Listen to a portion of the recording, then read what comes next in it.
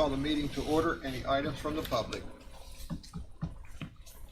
If not, I'll entertain a motion to approve the agenda. Mr. President, I move we approve the agenda if there's no modifications for Thursday, July the 23rd.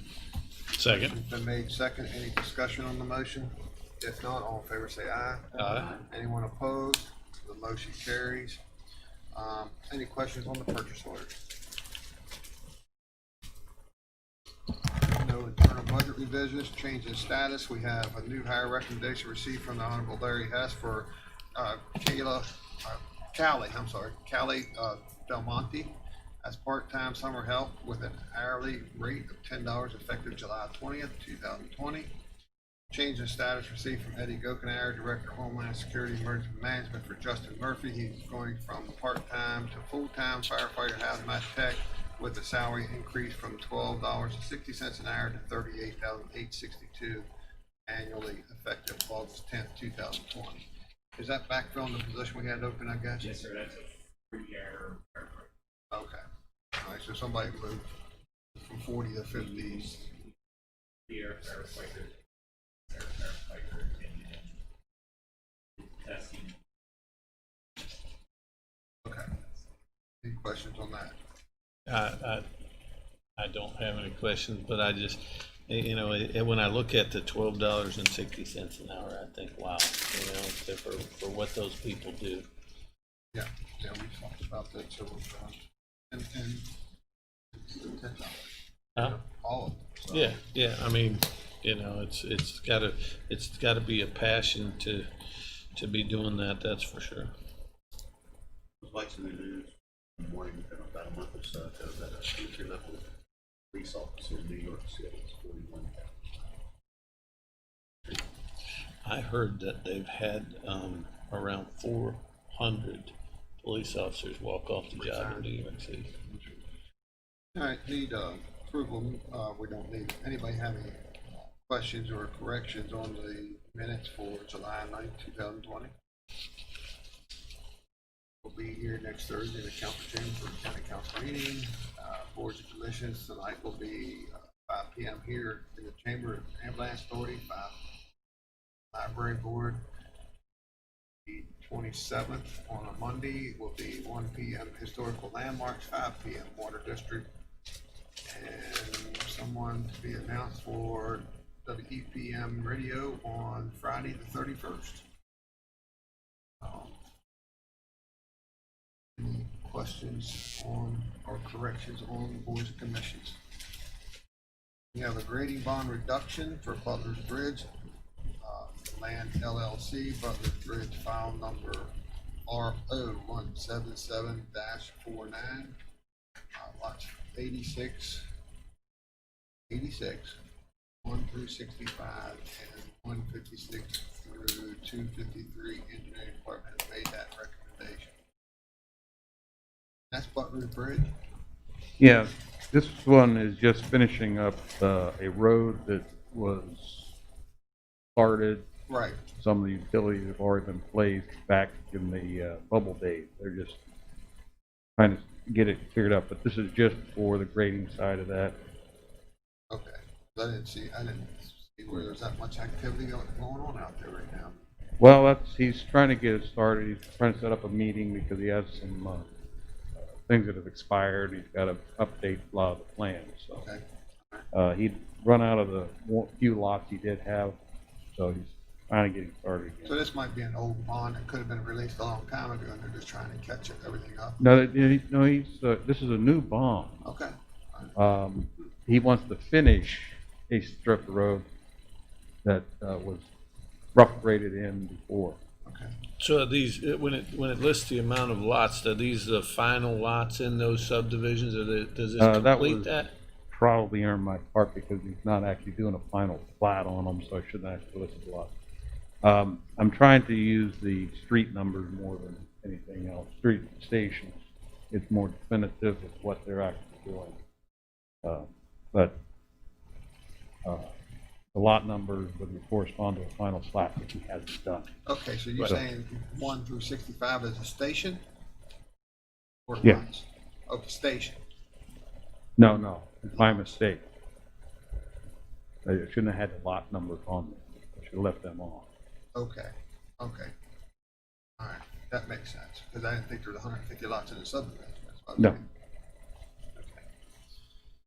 All right, bond release, so we'll make corrections on that. What we're agreeing, it's not gonna be lots, it's gonna be more stationary from one station to another, right? Right. Bond release, Panhandle Builders, Spring Mills, Phase 10, lots 87 through 104, file number 022-15. Engineering Department has made that recommendation for a release. Any questions on that? Bond release for 4 Points Construction, Cameron Acres, Section C, file number 034-05. Engineering Department has made that recommendation. This is one that's been sitting on the shelf. The owner actually thought that the bond had just kind of gone away, but it was being automatically renewed. This one, probably back 5-6 years, it should have been closed out then. So we're getting this one off the shelf and getting it out of here. Bond release for Chandler's Glen, Phase 2, file number 060-04, lots 1 through 65 and 156 through 253. Is that where those lots came from then, Dirk? Yeah. Okay. Engineering has made that recommendation. And bond reduction combined ILA properties, file number 043-04, named Bush Pines. Engineering Department has made that recommendation. Is that the subdivision there going back Named Bush Lane on the left? Yeah. Nice ground to work on.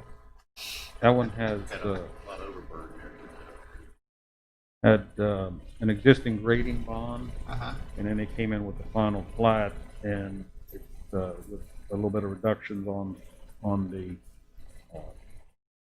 two, combine them together to get it down to one less track on that site. Okay.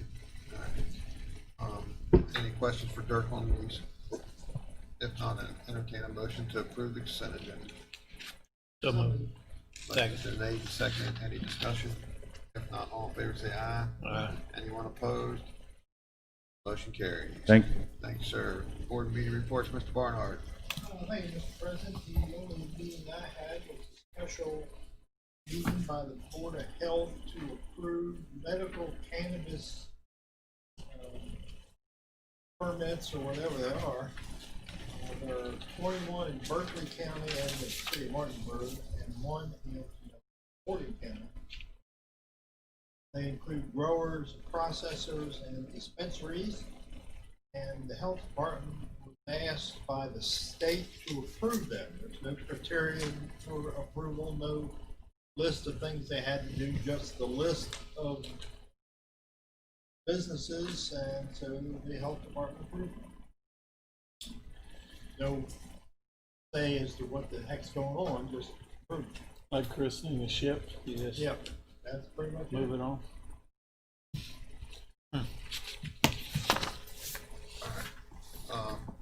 Ms. Monk? It's too bad we don't have home rule. Looks like there'd be a lot of one-centers there Yeah, yeah. for the county. A lot of things going on this week.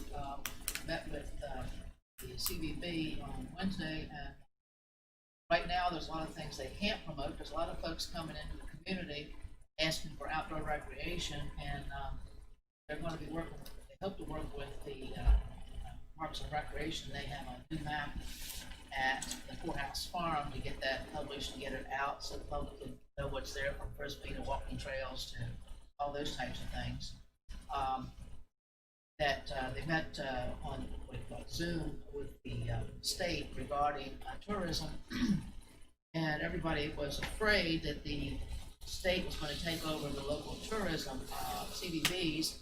However, the meeting seemed to be, they had so many complaints from the counties that what the state wants to do is they want to make sure that there's only one CVB in each county.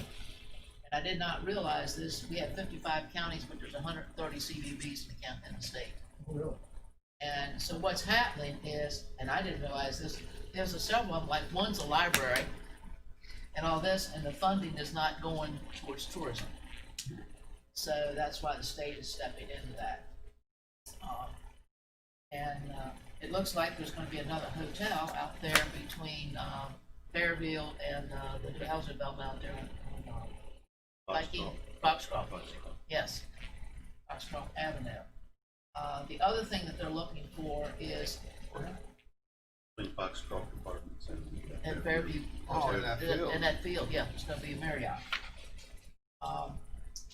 The other thing they're looking at is they wanna promote our outdoor, potential, and we've got, of course, we have Sleepy Creek Courthouse Farm. They're gonna get with the DNR to work on the opportunities where the entrances is for Back Creek, Peck In and all this. Try to do a flyer that's available for the tourists, but also make people aware that there is opportunities, and also work with the school board, because like Hedgesville Middle has a walking trail, Rosemont has a walking trail, Nathan Bush, Valley View has a walking trail. There's a lot of schools that have these opportunities, plus the tracks and things that are out there that a lot of people aren't aware of that are available, and some of them are locked up. So they want to work with the school board and different ones to see if they can get it available, because right Tell now, you that the parking area with the old Route 9 bridge over Back Creek, yeah, I mean, you go past there, there'll be 50 people in there. oh yeah, oh yeah, lots of folks. So, they wanna be able to promote what's available, because a lot of people that are living here now are newer residents and don't know about the different places they can go walk, et cetera, and maybe fish or anything like this, so. I mean, Well, you can't walk, a lot of places in town, you can't walk without walking in the streets. So they Well, I don't- was gonna say Not that. only don't have trails, but they don't have sidewalks. Well, Right, I was you gonna got say, that. where you was talking about where the hotel's going, You there's can't no walk, sidewalk on that street, No. on that side. No. And if there is, you gotta cross to the other side and get on the sidewalk, then when you get down in front of the Buffalo Wild Wings, there's no sidewalk at all. Right, And that's an area where you need sidewalks to go all the way to the mall. well, you can't, Well, if you come out King Street, the sidewalk stops a quarter mile before you get to, Foxcroft. You gotta walk the gutter. Yeah, you gotta walk the gutters, and if you come out off of, what do they call it, Mall Drive now, used to be called, what was it? Rocky Lane. Rocky Rocky Lane. Lane. Yeah, you come down there to the dog park, and then you gotta go through the grass and down the roads, and it's like, well, I just don't understand the city not stepping up with the sidewalks, because where I live on, North High Street, my house has got sidewalks on both sides, one of them's Terrace, and I'm the only sidewalk on Terrace Street. So, and the only one in that one block, in that whole area on North High Street, so people are always welcome. that's why they want access to the trails, because they can't walk sidewalks. But all the activity of the redeveloping in the old mall area, Yes, you would think that, you wanted to get the people into the hills to be able to have a walking clear path. path to get there. Because a lot of people would walk where they drive. Now, in the planning commission, we've given a lot of waivers for sidewalk exemptions, and I've often suggested maybe we need to just make sure the easement is still there, but not require the concrete to be put in place. But however, I think our people, councils at Andy had a good idea that there'd be a fund started, and as the progression of the expansion of the population grew, so would the. Gotta have a hub. It's gotta have a hub. I mean, you got Mr. Dunham out there in Hedgesville has a sidewalk in front of his piece of property. Yeah, that's right. Yeah. And, in And that's some on the places, old, the Butler's Chapel Road. Yeah, That goes yeah. to nowhere. It- From one of those property to the other. but in some rural areas, it doesn't make sense to do sidewalks in subdivisions, That one, right, absolutely. But I'm saying when you got commercial business that people can get to, and no different than Edward Miller Boulevard should have sidewalks. But one of the reasons why you move into the city is because you can walk to things. You Right. can, you can walk around town to be able to access the many amenities that you have in close We're proximity. getting sidetracked, but go ahead, Ms. Paul. We are. Okay, going on to Parks and Recreation, the final total, for the end of the year was a little over 100,000 difference between the hotel.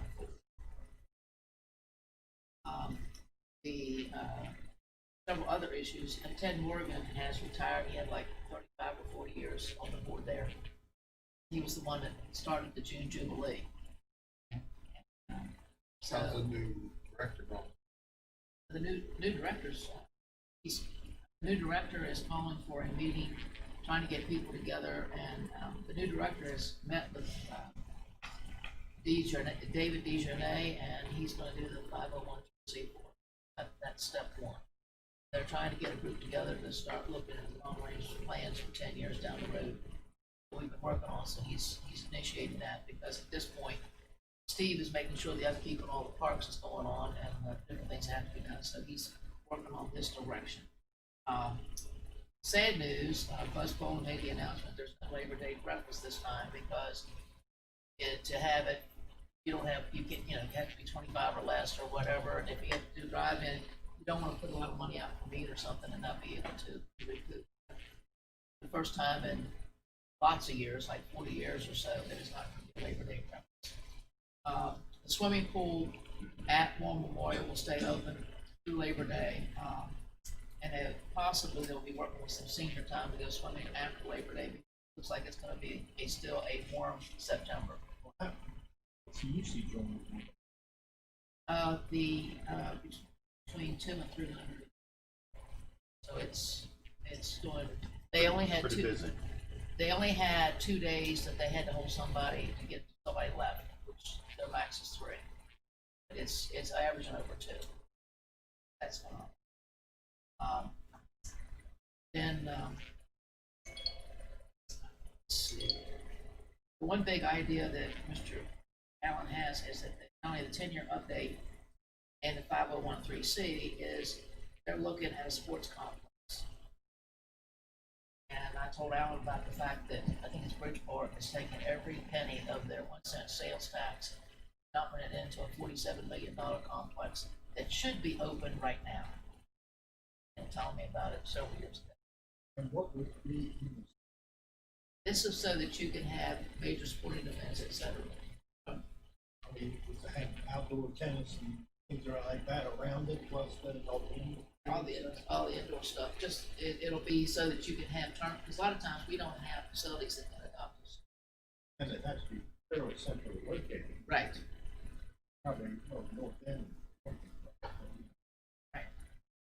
If you want centrally located, you put it in the middle. I mean, north end of Martinsville. Okay, okay. Well, exit 16 is what is it, 24, somewhere between 12 and 16, right in the middle there. Unfortunately, property in that area is really high. Yeah, you're, gee, won't you fix some primo property? That's what I'm saying. You said it had to be in the middle, so that's one of the issues. Well, you think it's going. Okay, they are doing some camps, but they're making sure that every child has a section of like 6 to 10 feet that they're working on for basketball and all that type things, workshops. They don't have near as many. The Oak Street bathrooms will be finished by August, and they're working on some handicap parking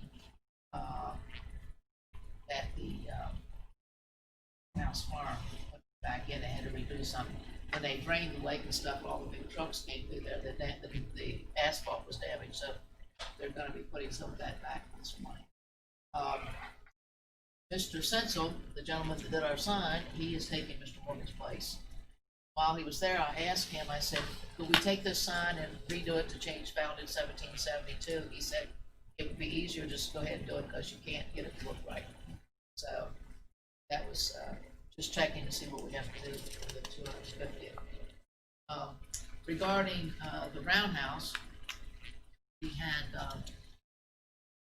meeting with on the phone again with the state. They still haven't paid the first 3 invoices, and we sent invoice number 4 this week.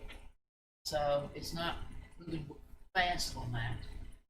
Friday, the engineer will be evaluating the second floor with 100 pounds per square foot that the state says that we have to have to make everybody happy regarding that. I don't understand why the Department of Highways is interested in that.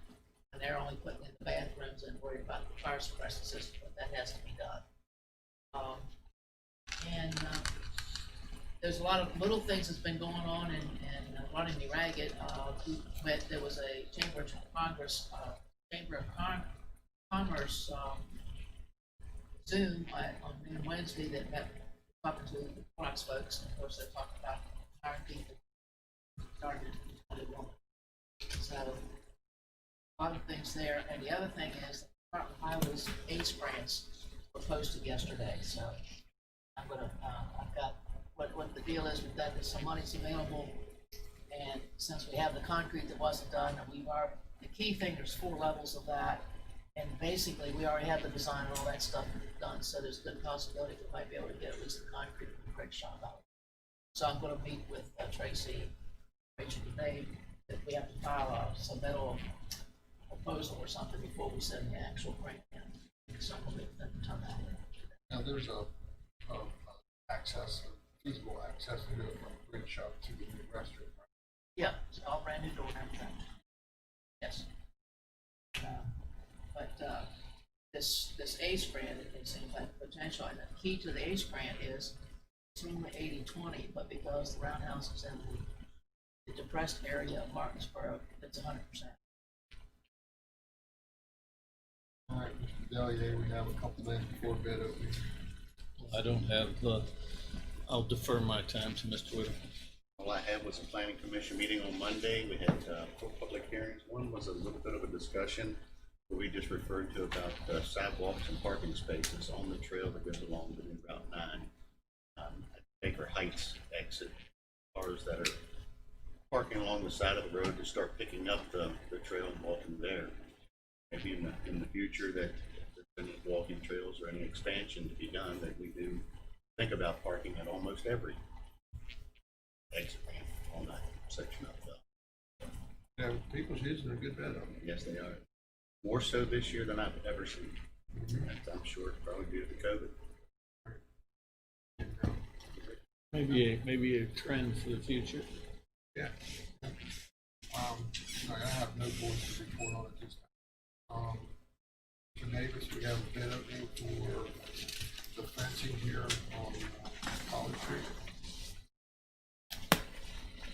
Church Street, I'm sorry. Your bid opening this morning is for the labor and materials needed for approximately 166 linear feet of 6-foot-high black vinyl covered chain link fence with one 15-foot wide and one 18-foot wide barrier gate, as well as the operating mechanics to lift and lower the gate. The work includes the installation of the fence and the barrier gates and the operating mechanisms. It does not include the primary, the secondary work to get the power to the barrier arms or the electronic access controls, which we would do, our facilities and our IT department would do. The fencing gates will be installed in coordination with the repaving and restriping of the rear parking lot. As you recall, this council we have already awarded the repaving, the restriping, and some of the excavation work needed in the rear parking lot, but we have not had that done only because we were waiting to get the fencing, at least the post and the electrical and the IT cabling done before the resurfacing begins. The RFP was direct mailed to 7 fencing companies. It was placed on our website and social media platforms. It was advertised in the Martinsburg Journal on Wednesday, July the 8th, 2020. There is a certification of publication on file and also in your packet. Because of social distancing, we did not have our normal mandatory pre-bid conference, but we did require that interested fencing companies contact Jack Lang to inspect the parking lot and take the necessary measurements. We only had 2 companies that did look at the back parking lot. It was Hurst Fencing and Long Fence. Bids were due no later than 4:00 p.m. on Wednesday, July 22nd, 2020, which was yesterday, and we received 1 bid prior to the deadline. All right, and that bid came from Long Fence. They're off Urbana Park in Hyamsville, right outside Frederick. Their bid is $36,965.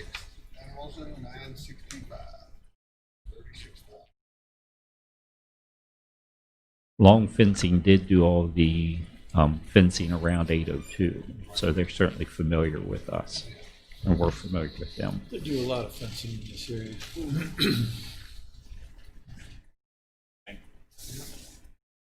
Any activity in the board and commission vacancies? Let's see where we're at here. I think I have I'd like to make a motion to appoint Mike Lang for the reappoint Mike Lang for the Criminal Justice Board, as well as Lindsay Hash for the Criminal Justice Board. Second. All right, motion been made, second, any discussion? If not, all in favor say aye. Aye. Anyone opposed, the motion carries. We also have Don't we make a motion for the, civil service. yeah. Yes, please. I'd also like to make a motion to appoint, where's the name at? Sheets. Uh, Mike Scott Sheets. Yeah, oh, there it is, Scott Sheets to the Civil Service Commission to fulfill the remaining term of Scott Myers. Motion's on the floor. Second. Motion been made, second, any discussion? If not, all in favor say aye. Aye. Anyone opposed, the motion carries. Any other activity? Evaluate, wanted to talk about honorary board members. More so for, I said development authority, but could be any board and stuff. Talk about Right. what's on your mind. Well, I've touched base briefly about it before about board members that have historical value to boards that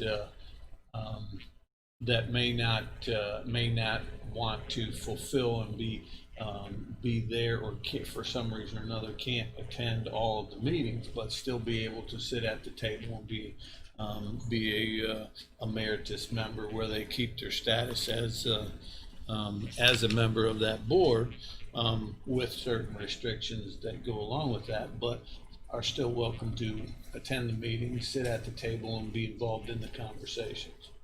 That's kind of the thought process, because we've had members move on that have historical value to those conversations, as well as the years of service that they've put in to help those organizations.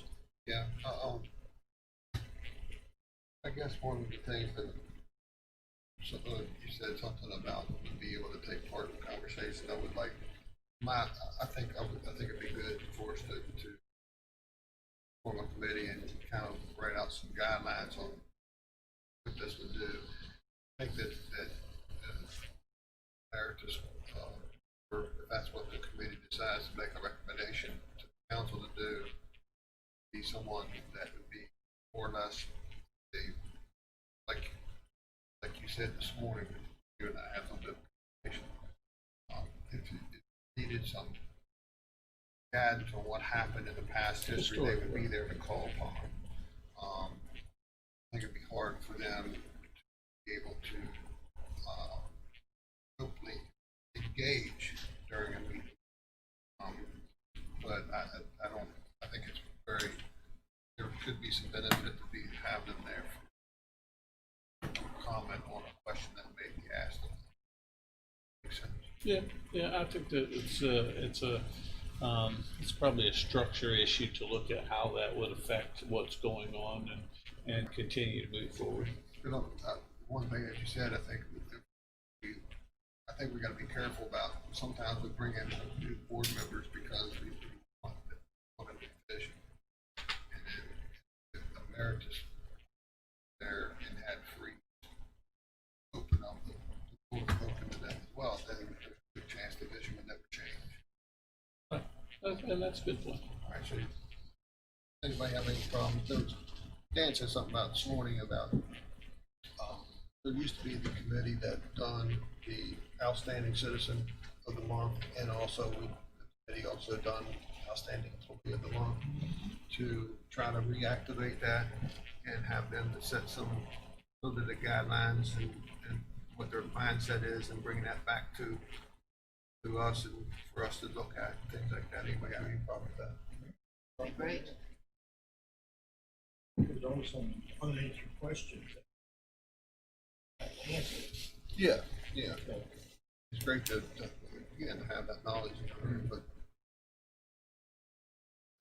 set some guidelines. Yeah, I think it'd be nice to have that rotating, and I mentioned that earlier, to have that liaison, whoever it be, rotate each year and get a different council member to sit in on that so that it can, that individual can bring new ideas and new thought process to who and what you're looking at when you honor citizens or employees, that type of thing. All right. This time we'll take a break.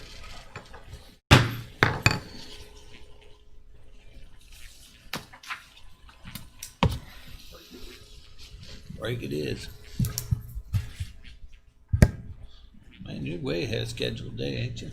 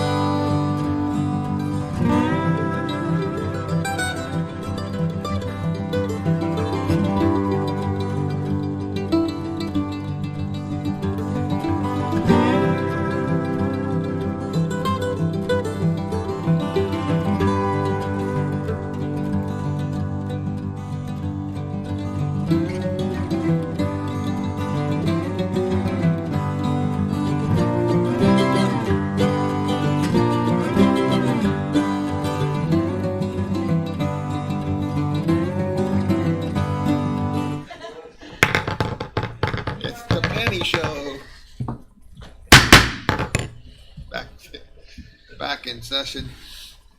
Next on our agenda is Tim Zaya, Community Correction Director, our Community Correction and Recovery Service update. Tim, good morning, sir. Good morning, everyone. I'm going to give you a brief update on each of my departments. I'll start with home confinement because it's fairly short and sweet. The home confinement program still runs wonderfully. To give you a brief financial update there, in 2018, calendar year 2018, you remember that we began to oversee the operation of home confinement January 2nd of 2018. Calendar year 2018, we collected $76,655 in fees, and had those individuals been incarcerated, it would have cost the county $807,560.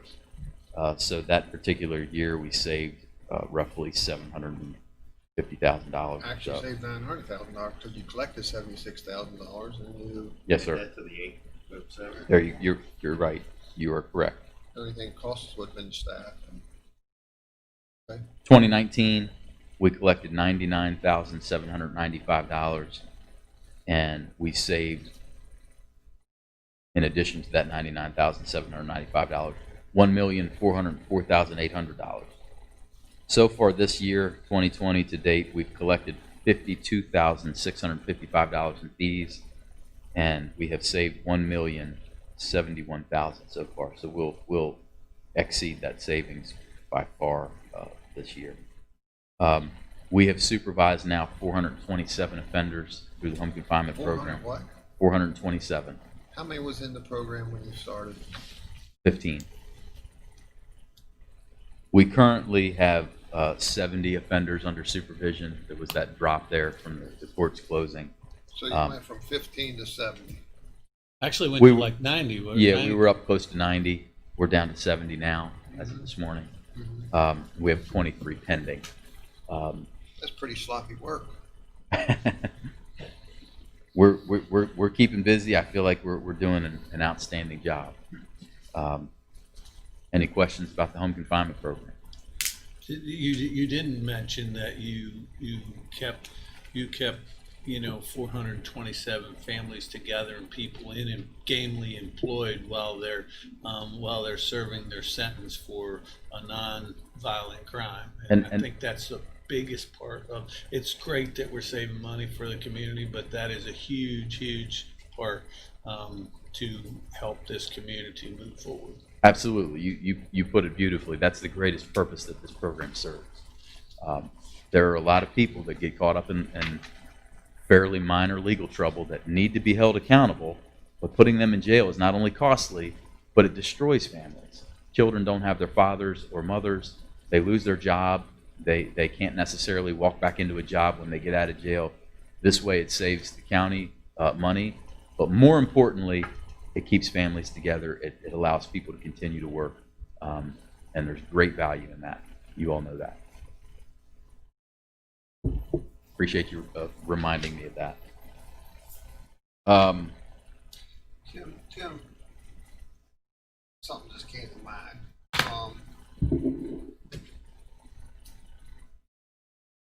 I hope the larger cities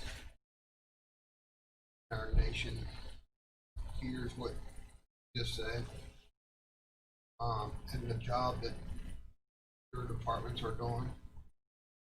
Because one of the things that we hear all the time is disadvantaged communities. The fathers are being locked up. The children are being raised by a single parent, and it's a downhill spiral for the community which everybody lives in. So the way that, hopefully Hyde is listening, but the way to turn that around is exactly what you're doing through the Day Report Center and home confinement, things like that. Keep the family together where they don't, as you know, me being in South Central at Skid Row in LA, those people can't afford to live because of their addiction problem. it may just be simple because of the housing, but most of the people I see on Skid Row have an addiction problem. So then what happens to the kids that are left behind? Or so It's a vicious the answer to the distressed areas is like we've always said, and what you practice is getting them help, not taking away their life. So, you know, that's our focus. That's been our focus. As we seen that shining star back in that corner, about trying to give people hope in their life and give their family hope. And that's exactly what we're doing here in Berkeley County. We're restoring their hope and restoring their faith in the community that they live in. It's turning out to be a much better community. You know, we didn't invent that concept. I mean, we had a vision several years ago to change the way things are done here in Berkeley County. And what was the place we went down and visit that route to Alexandria. When we went down to Alexandria and looked at what they were doing, they had a good program, the same as Tim has going. They had it all in one building, and they were doing all of that in the same building. They had the home confinement officers there. They had the day report center there. They had a recovery resource that was part of that whole program, where they come in if they're done something wrong, they come in to get some help before they go to jail, that type of thing. So we didn't, but what you're saying is exactly what we did. You know, we got the torch, we got the message from them how they were doing it and replicated it, and I think we've improved on what they were doing. But you're exactly right. Other cities should look at what we're doing so that they can take advantage of that same thing. And I think you've done some networking to try to share that word as well.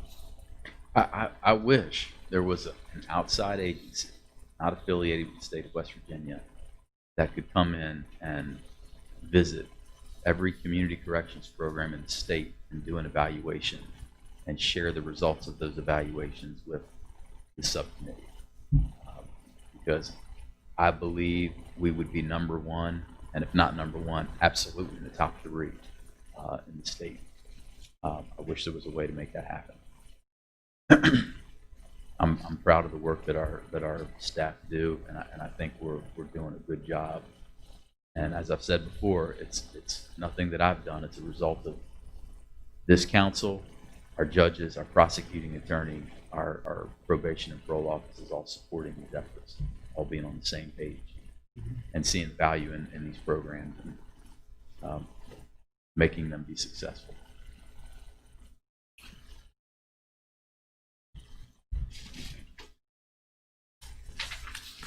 Thank you.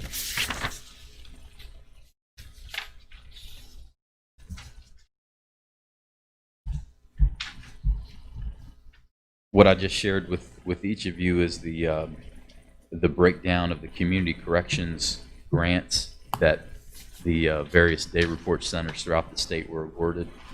I'm pleased that our community corrections grant is again this year, as it was last year, $200,000. I would have been pleased if we received more. Would have been a little bent out of shape had we received less, but we received $200,000 again, and I'm more than okay with that. You got any chance to know the numbers they're serving? I mean, I'm trying to equate the money with the head count. I would love to have that information as well. I don't have that information. It would mean contacting each and asking them how many people they serve, which is why, again, I would love an evaluation to be done of all day report centers so that we could see clearly, a comparison. Those larger awards that you see, Wood County, for instance, Wayne County, those are multi-county day report centers. Most of them serve 4 counties. What about Greenbrier? 260. That's individual county. But it wasn't that long ago, we were close to the bottom of this list. Yeah, We were at the bottom pretty Well, much. yeah. Yeah. That was a seat down in Charleston. Yeah. You and I had that conversation. I know. In addition to the $200,000 from our community corrections grant, we also received official notification from the governor that we were awarded $103,500 for this fiscal year for the treatment supervision grant. We've also, we have our HIDA funds intact, $275,000 for this fiscal year. I anticipate collecting additional revenues through our DHHR drug screening, our adult drug court contract, our logistic care contract, and some other additional revenue sources that I've established. I expect to bring back a conservative number is 850,000, probably more than that. That's a combination of all of our grant funding plus those other revenue sources. We in February we were up to an active client base of 220. As of June 15th, we were down to 170. The COVID closures impacted us significantly. As of today, we're back up to 183. So we're starting to see referrals come in again as they were before. And I don't think the court operation is even back to normal yet. They've got a lot of catching up to do. So I anticipate that number is going to continue to fairly rapidly increase here in the coming months. So our building project is right on time. Looking forward to that. In spite of the COVID closures, we've still completed, we've graduated 38 people in 2020 so far. Each October, I check our recidivism rate for program graduates. Last October, we had graduated 122 people from the Day Report Center, and our recidivism rate was 25%. This October, we're on track to have 180 graduates, and I'll let you know shortly after the month of October what our recidivism rate is at that point. Hopefully it has not gone up. Hopefully it's gone down. We'll see. Drug screening, as you know, is a pretty big component of the work that we do. I look to build upon our drug screening program, especially with the completion of the new facility. We'll have a much more appropriate area for drug screening. We're currently utilizing SCRAM bracelets, which is secure continuous something alcohol monitoring, literally bracelets that go on a person's ankle that continually monitors alcohol levels. A lot of times people that have CPS cases are ordered to have a SCRAM bracelet through DHHR. We provide that service. We also use remote breathalyzers. It's a device that people carry around that notifies them randomly throughout the day, and they have to blow into it. It takes their picture to verify that that's who it is, and we receive those results. We, of course, do urine drug screening. We use saliva to drug screen. We also use sweat patches for drug screening. The patch that goes on a shoulder or hip stays there for a week at a time. We're also going to begin to do hair follicle drug screening. The laboratory that we use provides the best cost that I've been able to find. We have a really good prices for utilizing their lab services and purchasing the equipment through them, but turnaround times are not where I want them to be. So as I look to improve the drug screening services that we have, I may look at some other labs that claim to have 24 to 48 hour turnaround time confirmation tests of a variety. So more to come on that as I gather more information and look to make some changes there. But as we do that, I'd like to talk to some local businesses about providing drug screening services for them. Some of the manufacturing plants around. I believe that we can provide a better service for a savings to them. Some of these other places charge a lot of money for it, and we're not going to do it to make a big profit. We're going to do it to provide a good service. So a question about that.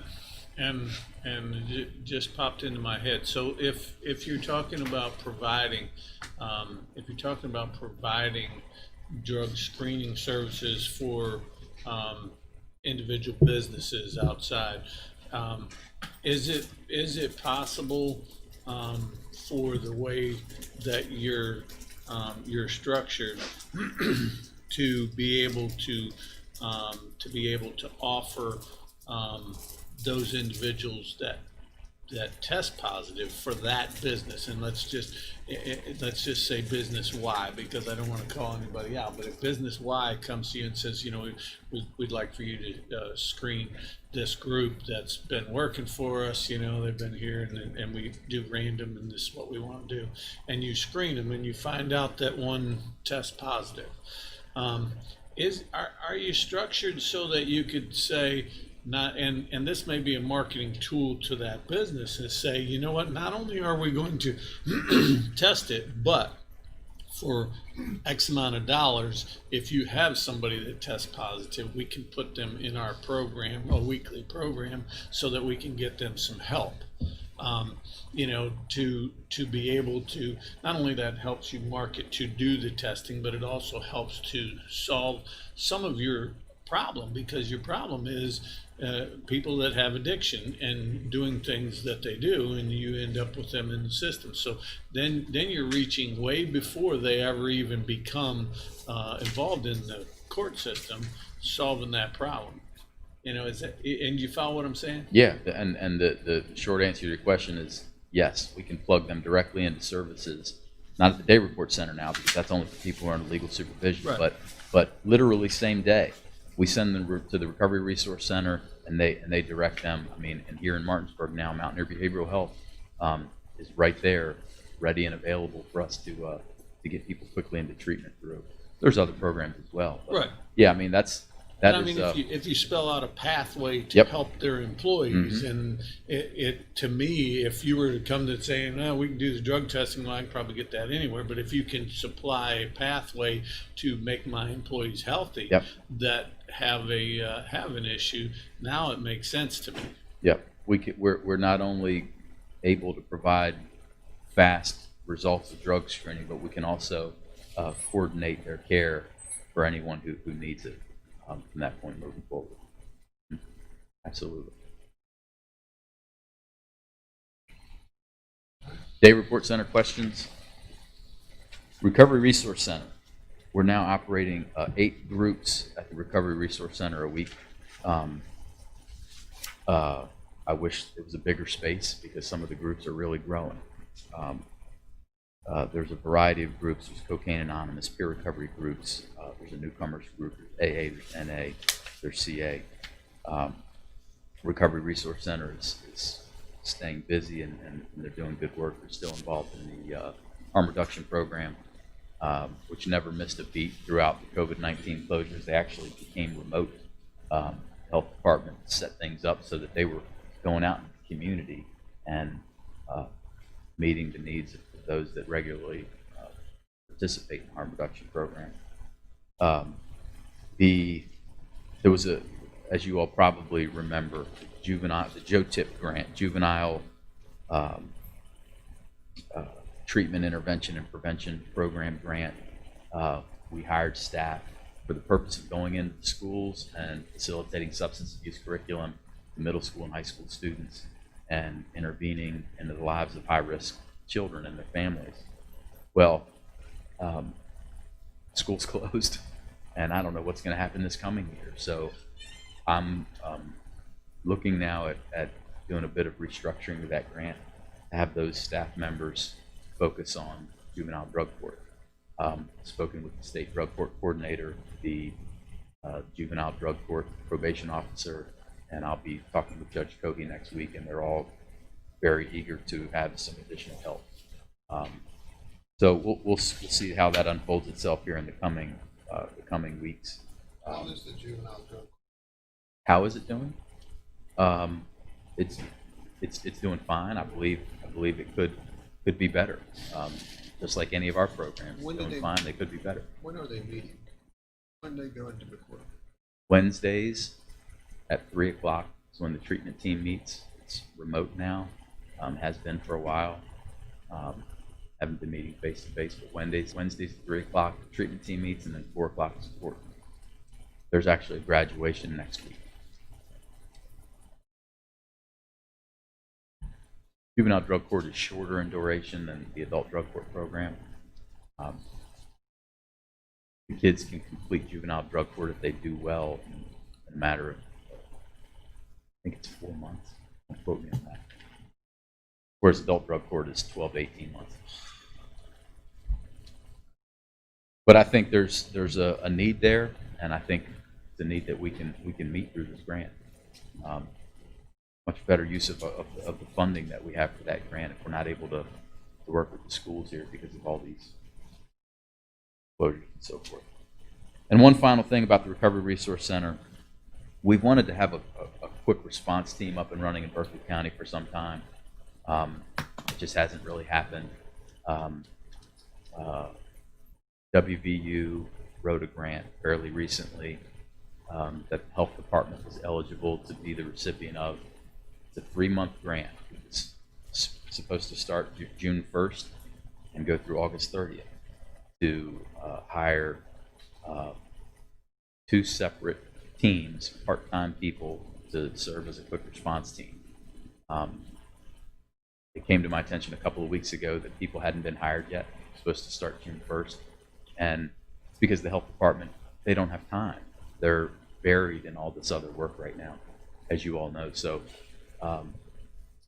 spoke with Alan and bounced my idea off of him, and he said, go for it. So I called Bill Kearns and asked if he was interested in Stephanie and I taking the lead there and hiring some people as quickly as we could. Not hiring them, but sending them the people for him to hire and for us to supervise the team and coordinate the team and track the data and report it back.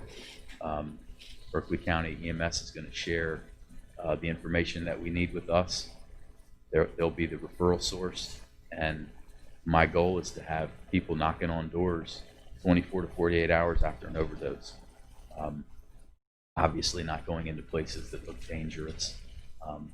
Most places are not, though.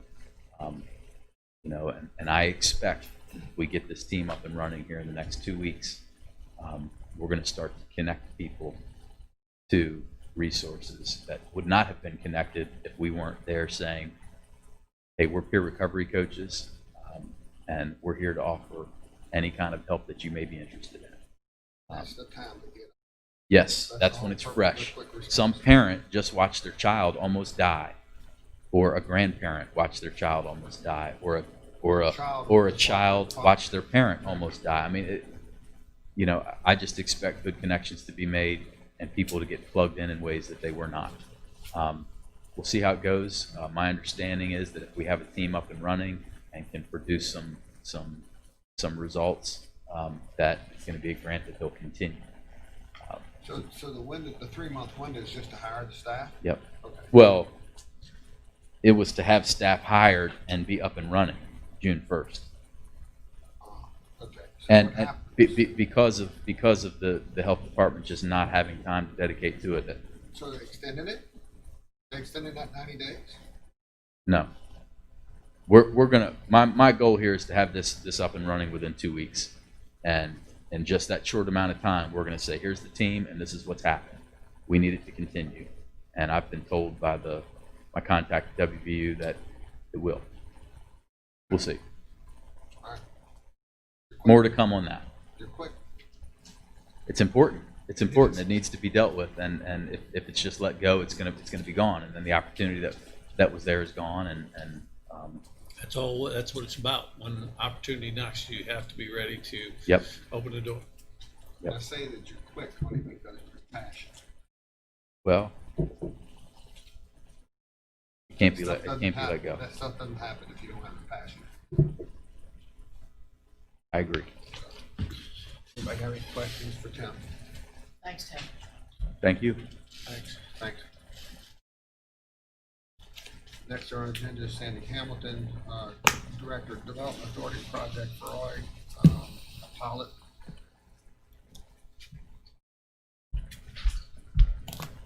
Morning.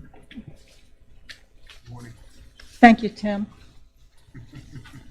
Really appreciate that program and everything it brings to what I do.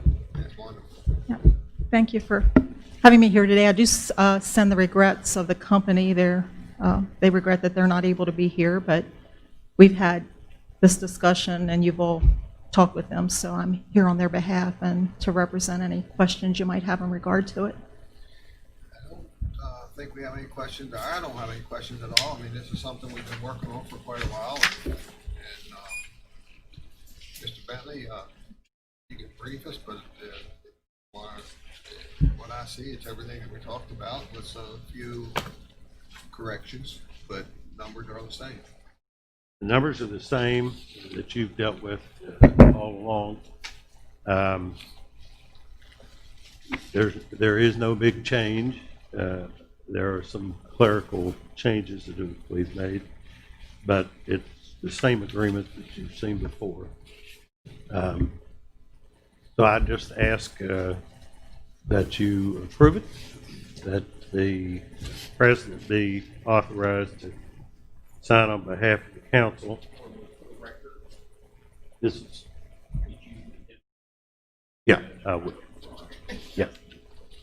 Yeah, it is A&M Products Manufacturing Company, a Delaware corporation, which is Clorox, and this is the pilot agreement, payment in lieu of taxes agreement between the county and that company. It's a 10-year agreement that will commence as soon as they convey their property to the Berkeley County Development Authority. So the chances are, I expect it will be accessible by the state next July 1st. If you have any questions, I'll be glad to answer. I was just looking up some stuff here. This is currently a vacant piece of property. That has been vacant for quite a while. Very little tax revenue. And to continue things up while we go, but promise of jobs, average paying jobs. And the pilot, it's on 71.34 acres. I'm not gonna get my information in town, but it's Clorox is another, I believe there's still a Fortune 500. So it seems like we're, yeah, exactly. What a great partner to have, huh? So the one thing about this, it's a very good pilot program for Berkeley County.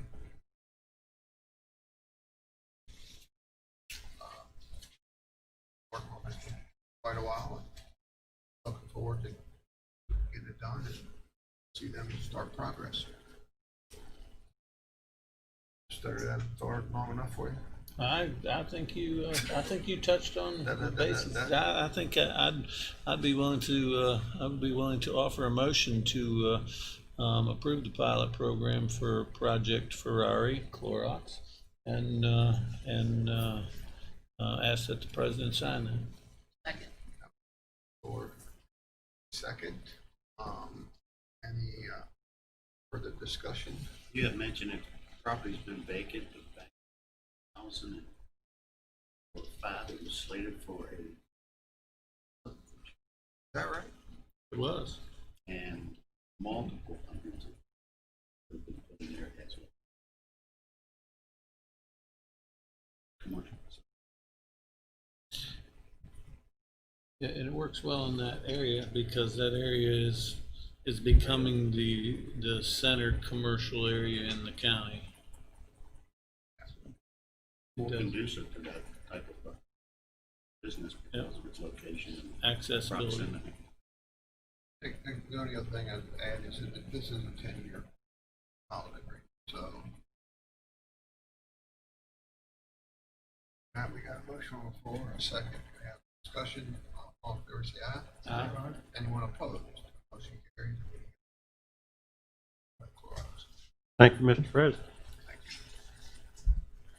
you. Thank you, appreciate it. Thank you, Ms. Hamilton, you have a wonderful day.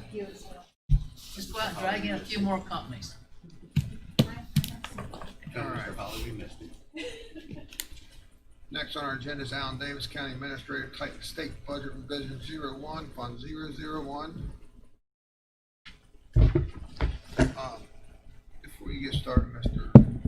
Davis, you have an analysis here for revenues and stuff. Yes, sir. Just a couple real quick things before we talk about the unencumbered fund balance from last year in the state budget revision.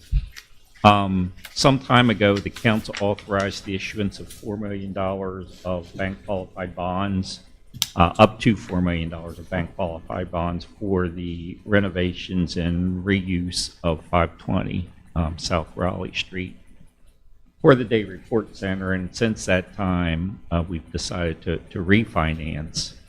The original principal amount was $5.5 million, and it's down to slightly more than $4 million of funding for the what we call the Kimco property. So in preparation for the issuance of those bonds in August, several weeks ago, we had our financial review call with Moody's Investor Services. I will say, and it's the first one that we've had since 2015, so it's been about 5 years. I will say it's probably one of the more in-depth calls that we've had. Matt Jaffe was the analyst on the call and spent about 90 minutes or so really digging into our finances, had a lot of really good questions, and really took an interest in the programs that we had. We came away from that call, or at least I came away from that call, hopeful that we would receive maybe, and he even said we were on the cusp of a bond rating increase. So I came away from the call hoping that with all the information that we provided that we may get the increase, but at the very least hoping that we could maintain our bond rating, because in 2015 when we had our last bond rating we did get the bump. So the bad news is we did not get the increase that I had hoped for. The good news is, unlike a lot of public entities, we were able to maintain our AA2 bond ratings, which will benefit us. That's a very important statement, because in today's world with the COVID and you've heard the state, the governor talk about shortfall in their budget. And that reflects on our rating as well. It does. So for us to sustain our rating that we had, which is by far better than what it was 10 years ago. You know, it's, and back then I was told that was the best we're going to do because of the structure of the government. So we moved up one bond rating since then, and our building commission moved up two. Correct. So go ahead. I'm sorry. In just a real quick review of your 1920 budget, to say this council had a very good year, I think would be an understatement.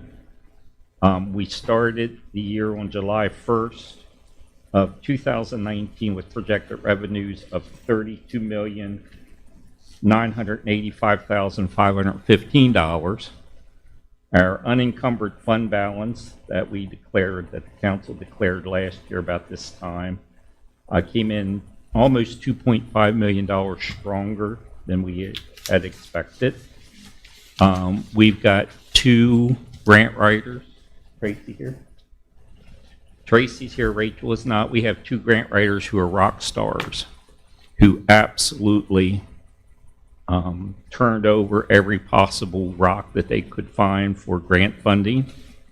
So that a lot of the revenue that you see is actually pass-through revenue.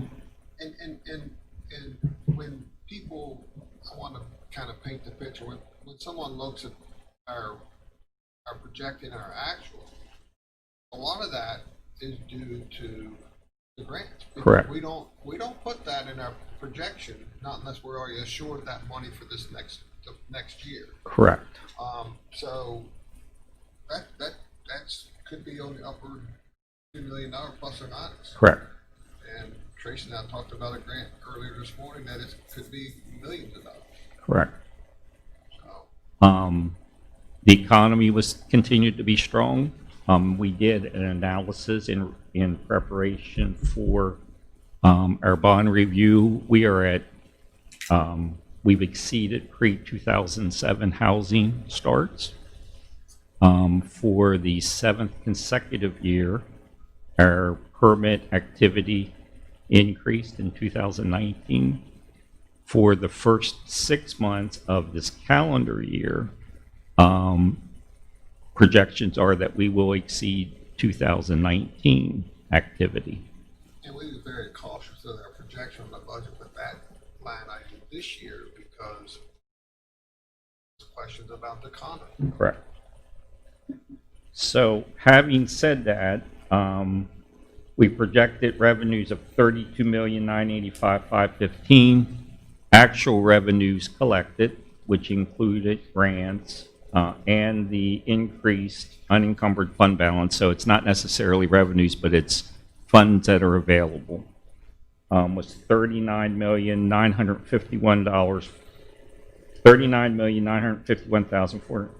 $39,951,436, which was a difference of $6,965,921. And some of that, one of the things is refunds, reimbursements, that's reimbursements from IT, Sheriff's Department, things of that nature, which is over Correct. $1.2 million a month. Right. Which we incurred additional costs, which our expenditures would be a little higher too. And we'll talk about that. Okay. Well, and these are monies that are earned, not just that Right. came to the Right. door. A lot of this money is And- earned money and with grants. A lot of Tim talked about I call it miscellaneous revenue of almost $1 million that we don't include because that's revenues that we get from drug screening and things like We don't that. include So- that on our budget. Correct. It's in our budget. Right. Right. I sat down and kind of summarized some of the accomplishments of this council and your staff last year. Some real quick things. We replaced the Arctic chill unit for 400 West Stevens Street. As you know, it's a state-of-the-art system that has been oversized to accommodate the Crawford building when we get to the point someday that it's time to renovate that. We have the boiler and the chiller in place for that building. We moved all the circuit clerk's records in August of last year from 126 West King Street to 750 Baltimore Street. In July, we hired our first public information coordinator, who again is a rock star and has done things with social media that we've never been able to do before. We hired our second attorney in December of 2019. That position was approved. In September of 19, we moved voters registration from 110 West King Street to the Dunn Building. In January, we moved facilities from 520 South Raleigh Street to 750 Baltimore Street. In October of 19, the council provided $100,723 to assist with the MARC train funding, which was an unbudgeted item. That funding was also assisted by $20,000 from the CVB and also $50,000 from the Berkeley County Development Authority. So Berkeley County actually contributed slightly more than $150,000 in total. We completed the design of the new day report center at 520 South Raleigh Street, and we awarded the contract to Wolf Creek Contractors. They actually mobilized everything on Monday. If you go down by there, you'll see the barriers so that people can't park close to the building. And there's actually Wolf Creek personnel over there now. They'll start in earnest on Monday. We did issue the notice to proceed on Tuesday. so that the completion date is no later than mid-January, based on the current contract. We awarded the software purchase for planning and engineering to the Davenport Group, which we refer to it as the Llama software. That was purchased and implemented. That actually went live in June. So early August, our planning and engineering folks will be in to demonstrate that to you. In September of last year, we provided compensation increases ranging from 5% to 10% for all non-public safety employees. This council continues to fund what I call the compensation career ladder increases for the Sheriff's Department, Berkeley Fire and Court Security out of the County General Fund, and also Central Dispatch out of the 911 Fund. We've made some enhancements to our property casualty insurance coverages. We enhanced and expanded the IT department capabilities. We continued the modernization of our fleet without borrowing money. We purchased 3 Ford EcoSports for home confinement. We partnered with the Sheriff's Department to purchase 2 Chevy Tahoes for mental hygiene transports and 1 Chevy Trax for the Day Report Center, which was grant funded. We partnered with EPTA on the new transfer station in the parking lot located at the corner of South Raleigh Street and West South Street. We purchased and upgraded our 2 X-ray machines in the Judicial Center, again, state-of-the-art, much needed, and acquired new hand wands for our court security personnel. We finally completed the exterior and the roof repairs to the senior services building. We continued property acquisitions of Sportsman's Paradise. Again, that's ongoing.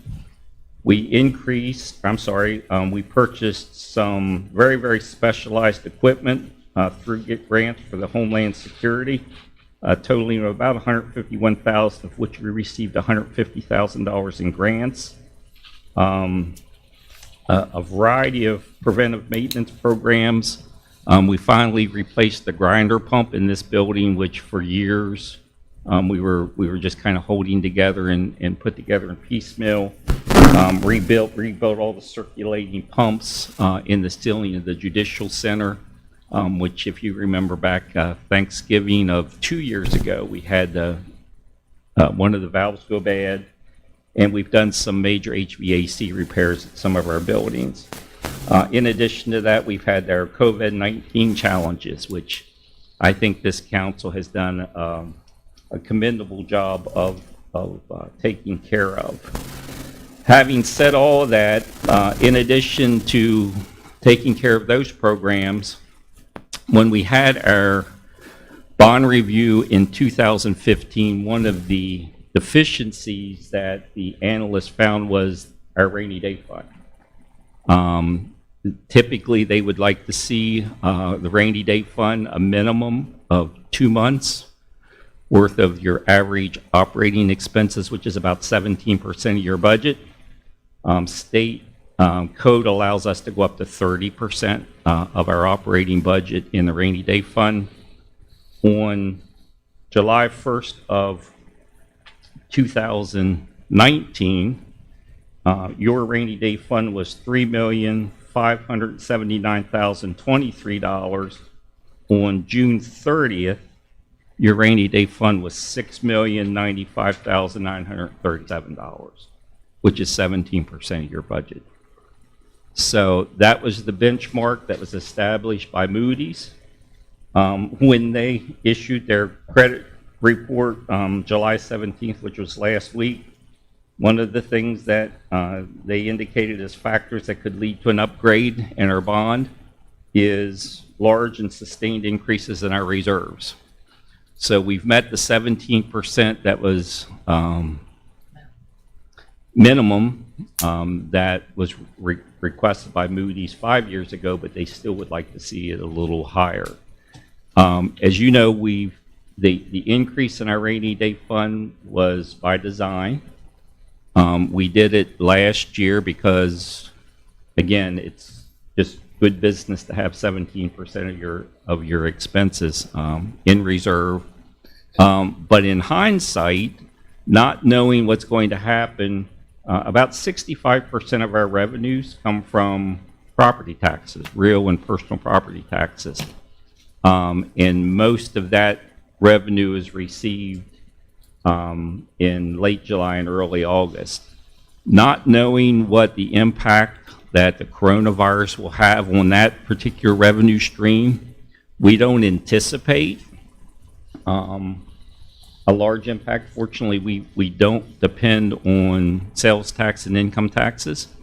But it's good to know that we have 2 months worth of our expenses in reserves if we need it. So that's a long way of telling this council and the department heads that are in this room that you've just done just an incredible job. Our grant writers, Penny tracks the ACHs as they come in. Tracy McCormick really watches our purchasing. What our community corrections programs have done. You have assembled a team of professionals that have generated revenues when we need it, but have also controlled the spending. We averaged, as I mentioned, July 1st, because we did have a balanced budget. Our projected expenditures was $32,985,515. Actual expenditures was $36,206,748 for a difference of $3,221,233.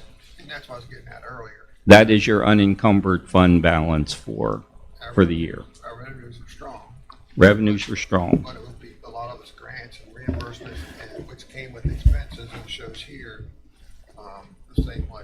So, and I think you forgot one improvement that I think got paid out of last year's budget too, is the new roof going on the sheriff's department. Yes, sir, that's 520 South Raleigh Street. Or I'm sorry, 510 South Raleigh Street. That work will be done this week. We've expended everything. We've retained about $45,000 until we get the 30-year warranty from the manufacturer. But Heritage Roofing should be done that work this week. That's been a good project. Yes, sir. And I think it's very important to recognize all the department heads and all the other elected officials for doing their share on what we're able to do.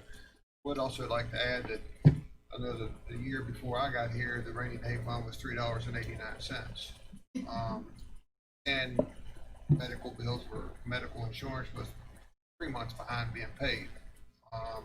And I understand that the paper bills for us to be able to use was not being paid as well. So no disrespect to anybody, but I just wanted to make sure that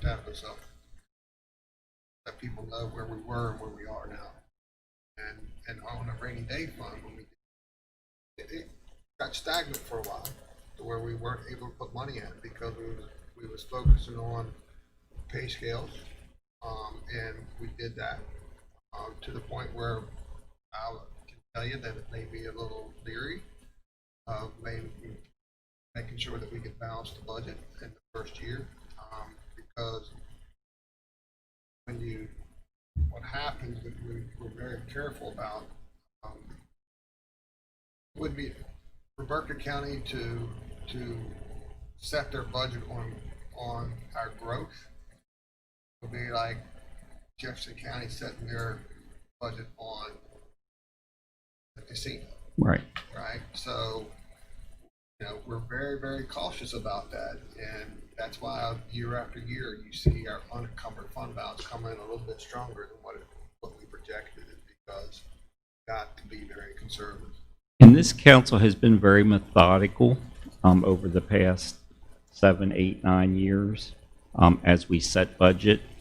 As you look at the revenues, and I'll use our property taxes, our current year's real and personal property taxes, which is a little slightly more than $20 million was your projections for last fiscal year. We have all that historical data now that we use, so we can pretty much predict where that type of revenue will be. You'll see you projected revenues of $20,414,426. Actual collected was $20,296,808. You collected 99.42%. And as you look down through your revenue sources, you've done a good job at predicting revenues. And again, you've been very, very conservative. You've put the procedures in place where you watch expenditures. So again, this council is to be commended for the job that you've done over the past 10 years. So going back to state budget revision number 1. Let me add something else too. Yes, sir. I want to give credit to our legislators on one of our revenue projections. The wine and liquor tax was $220,600. We actually took in $481,809, and that's because they changed the legislation to allow, if you're in the county, you pay county, or that tax goes to the county. If you're in the city, that goes to the city, rather than the old legislation was if it was within a mile radius outside the city limits, the city of Martinsburg got that. So I just want to take time out to let the people know that a couple $100,000 additional revenue is because of the new legislation. And they could also, also look at our franchise fees. We had a 10-year contract with Comcast, which had a 5-year extension. That 15-year contract expired the year before last. At the time of the old contract, it included only internet. We were able to renegotiate that contract that it now includes everything. It was only TV. Right.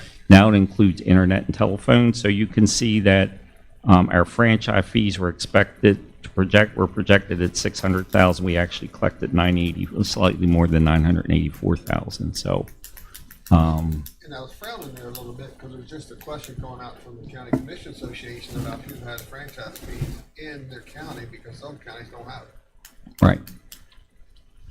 So I'd like to make a note about something else. I was talking the other day about being proud of the decisions that this council has made since I've been here, and all of the decisions. I can't think of a bad decision we've made, and I was reminded of the 750 Baltimore Street building at that point, and I said, I can't believe that you don't see the benefit. This body bought a building that at a little over $3 a square foot, that's a usable building with minimal repairs. Not only did we purchase that, but we started a conversation that inspired a community. When we started, when we started that conversation about doing something, there was no thought process to recovery in our community. And after doing that and buying that, we not only did we get a good deal on a building, we inspired a community to have leaders step up, and we had to make trips to Charleston to argue about some grants, that type of thing. But now we have recovery available in our county. Not only do we have that, but that building is now serving as our place to file all the county documents. We have our maintenance facility there, as well as the automobile maintenance operating out of it. So what a great decision when you look back at what that was, and people drive by it, and the person I was saying says, well, you can't tell that from the outside. It looks the same as it did when you guys purchased it, and it does. Well, the biggest thing too, everything, 750 Baltimore Street was the start of what Tim's office department is doing. The vision lives more than ever. But the vision of 750 Baltimore Street was to create a facility that would be a public-private cooperation on a full-blown recovery effort, right? Tim's done the public side. Dr. Hardin's in Mountaineer Recovery has done the private side. And that was a $3 million grant from the from the Attorney General's office for them to build the facility that they have, which is full now. And they just recently got another $30 million grant to build an expansion onto the building for a family recovery center for women to bring their children. So, I mean, what a win. The vision, it's one of the largest wins ever, you know, because the vision that we had on that facility has blossomed into exactly what we thought it would be. And people say, oh, that was a waste of taxpayers' money. I don't know how in the world you can see that as a waste of taxpayers' money from everything that's came out of it and the use that we're getting out of the property. You know, there was a conversation on the radio yesterday where somebody was saying to put money in a rainy day fund as opposed to paying cash for something was not a good use of the money. And I said to my wife, I said, how in the world can somebody think that to pay cash when you can leverage that and use that for your 20% for grants that you can get millions? I mean, you could take, you know, a few $1 million and turn it into tens of millions of dollars for investment. I just done a little number figure here while you was talking. Since 2015, when we refinanced the grant, she's sleeping on the job. Yeah, you know. But anyway, when you started, actually in 2015, when we got our last Moody's rating, it was because we refinanced $34 million worth of bonds. And with us refinancing,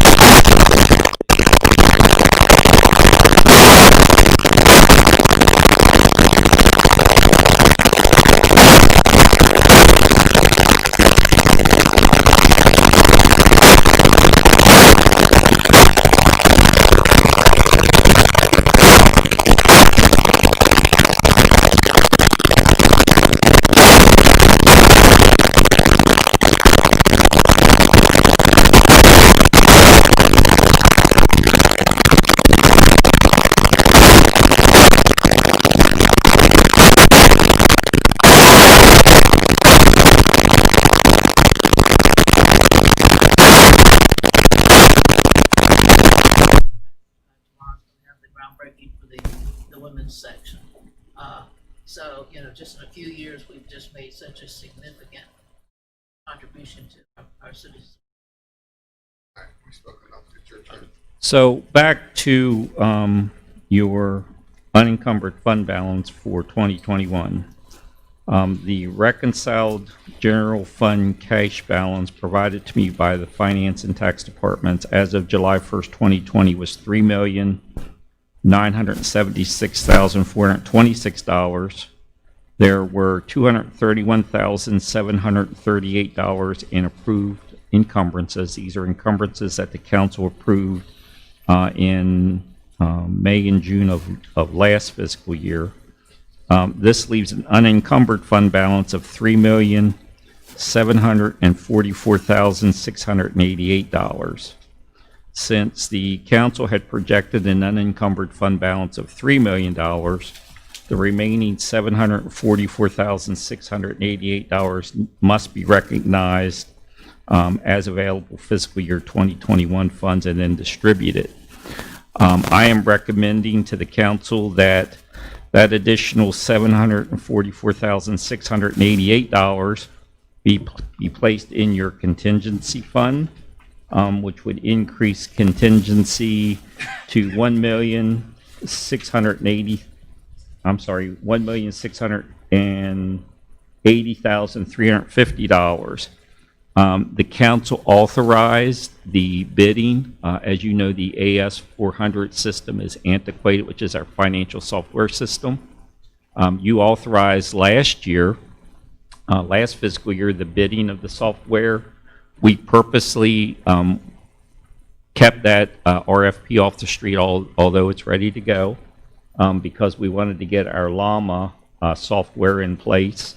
Our IT department is stretched pretty thin with the implementation of our planning and engineering software, and we wanted to make sure that our finances could handle it. So of that $744,688, I'm earmarking, or I'm recommending that we earmark about $500,000 for our financial software package, and we still hope to go forward with that.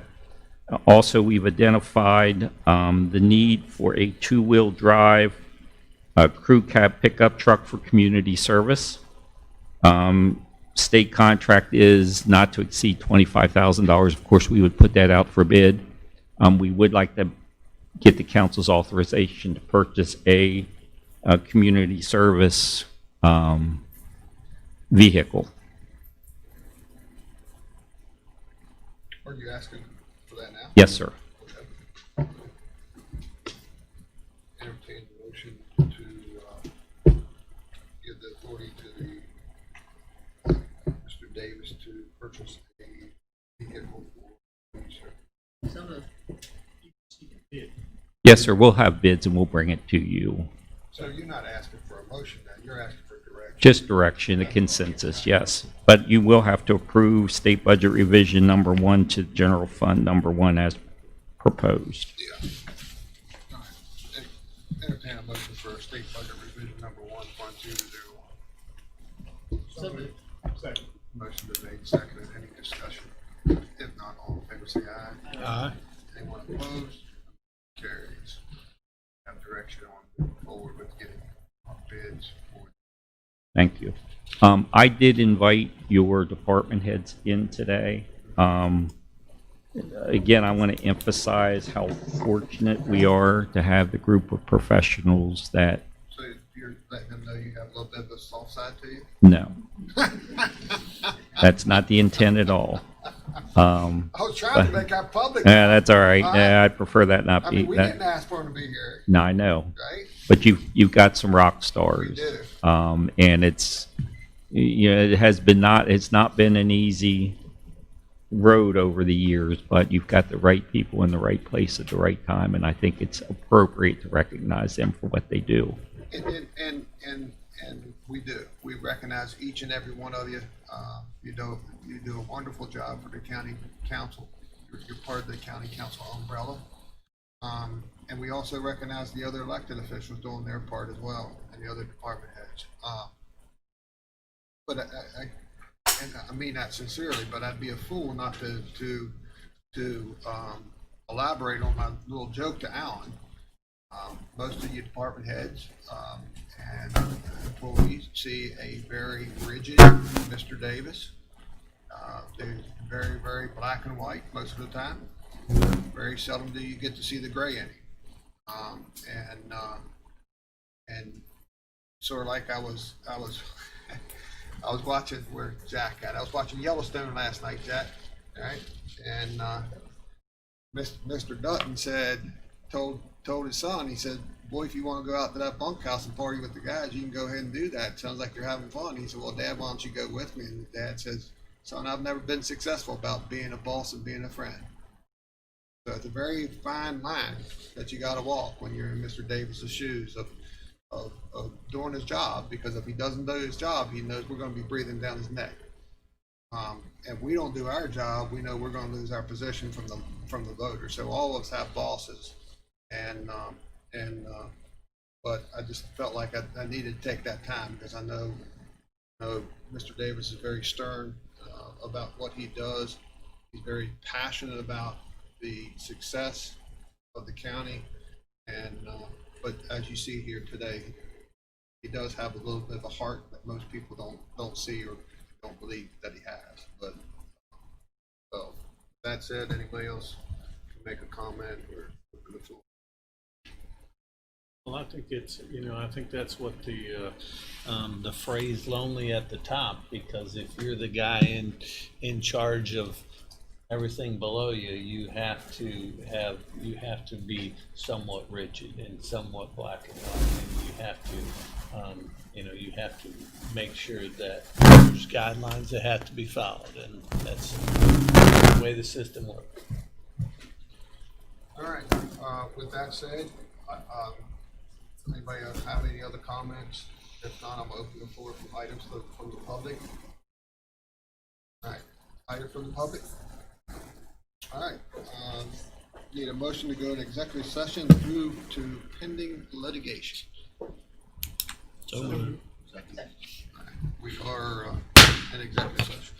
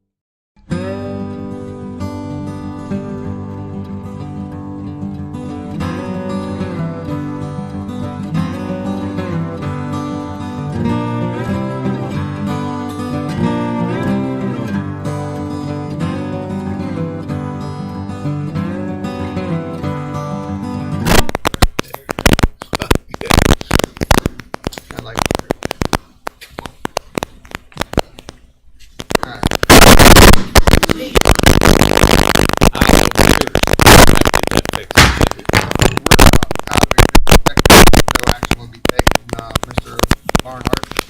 President, leave the